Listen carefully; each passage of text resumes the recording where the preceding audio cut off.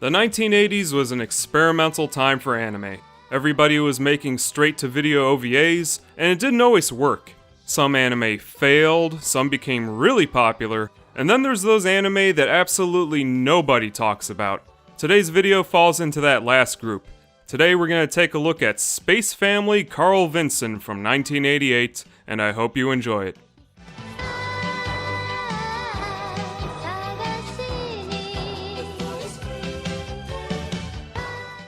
Sometime in the far, far future, in a galaxy far, far away, a group of alien actors flies through outer space to their next performance. One day, another spaceship warps in out of nowhere and crash lands on the planet below. Wondering if everyone's okay, a group of alien characters investigate the crashed ship, only for them to find a human baby girl as the sole survivor. A policeman wants nothing to do with it, so the group decides that they will play family until a human search party comes by to pick her up. The group of aliens then settles onto the planet to take care for the baby, and this sets up a distress beacon for what they assume will be just a couple of weeks. 5 years later, and the little girl's new family has settled into their happy new life on planet Annika. There's not much more to the story than that, and that's not really a bad thing, mind you. It's just a simple anime that anyone can enjoy. It's a slice of life series, and most of what happens is fairly standard day-to-day activities. Our main character, 5-year-old little Corona, goes and collects bugs with her cute little bug net. She starts her first day of school at a kindergarten that her alien parents set up, and most of what is to be enjoyed about this anime is the comedy that comes from trying to raise a human girl with a group of robots and aliens that don't even know what a human is. You get a sense that her new family really loves her, and they would do absolutely anything to protect their new human baby daughter. The story for this anime is split into 4 parts. You have spring, you have summer, fall, and winter, and it follows the everyday lives of this group of mismatched aliens as they struggle to raise their new baby daughter with only the records from her crashed spaceship as guidance. Eventually, someone does answer that distress beacon, and from that we get a little bit of drama, but this anime is a light comedy at its core, so don't go into it expecting anything more than some cute segments of Corona collecting mushrooms, playing with her friends, and getting along with her crazy aunts and uncles. Corona is cute, and she brightens up just about every scene that she's in, and in fact, I like all of the characters in this anime. The proud papa robot who eats whatever he feels like eating, the overprotective fluff ball of a mother, the elf girl who's an expert at keeping the peace, the comedy relief brainstem with legs, the lower torso of some sort of robot, and even whatever the heck this thing is. They all look like aliens too, and while I've never seen an alien, only one of them is even remotely human. The rest of the cast are all background characters from the manga, so you're not really gonna get any character development there, but this alien dog wearing a carpenter jacket is probably the thing from another world, which really put a smile on my face when I realized what it was. I wouldn't be surprised if all the characters are references to famous movie aliens, and maybe I'm just not seeing it. Let's talk about the animation for a bit.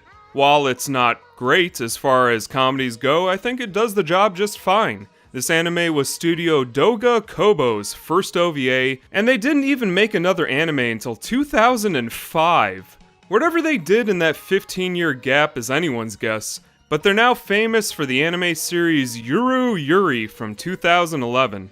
Now at this point you're probably wondering who Carlvinson even is, right? Well, Carlvinson was a US congressman for 50 years, who had very, very little to do with anime, and based on what little info I can gather, I'm assuming that this anime was named after his battleship that floated around Japan sometime in the 1980s, and I know I'm not supposed to give my opinion on this channel, but I can't help but feel like this anime was supposed to be called Space Family Carl Sagan at some point. That would make a lot more sense, wouldn't it? I'm almost sure somebody saw the movie Swiss Family Robinson in Japan, and they just wanted to do something similar, but when they had to change it last minute, that left this anime with the name of a battleship that nobody's ever heard of. Space Family Carlvinson was created by a Japanese man by the name of Yoshito Asari, who I'm sure that you've never heard of either, and nearly all of his works are Japan only, but if you've ever seen Evangelion, you're actually familiar with his work. He did the designs for, and I'm sure I'm going to mispronounce these, the angels Sachiel, Samshel, and Zeruel from Evangelion, and he also did creature design for Dirty Pair the movie, as well as a couple of things for the Pocky and Rocky games on Super Nintendo if you've played those. This anime was directed by Kimio Yabuki, who was chief director on an even more popular series by Go Nagai called Dororon Enmakun, and it's one of Go Nagai's most famous series in Japan, but I don't think anyone outside of Japan knows about that series either, so I'm sorry if I just lost you there, but I'll probably get to Dororon Enmakun eventually one of these days.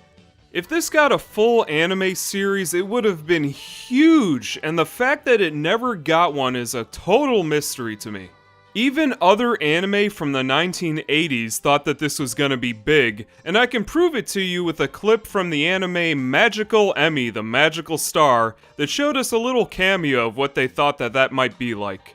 This series also had a cameo in the movie Dirty Pair Project Eden, where Asari worked as creature designer, and this anime's manga lasted for over a decade with more than 12 volumes, and I'd say that's a pretty great run for any manga. Every volume or so of the manga, they introduced us to a new character, and when that manga series ended, they celebrated it with a full model of Corona and her robot dad, which is really getting up there in price if you actually want to track one of those down.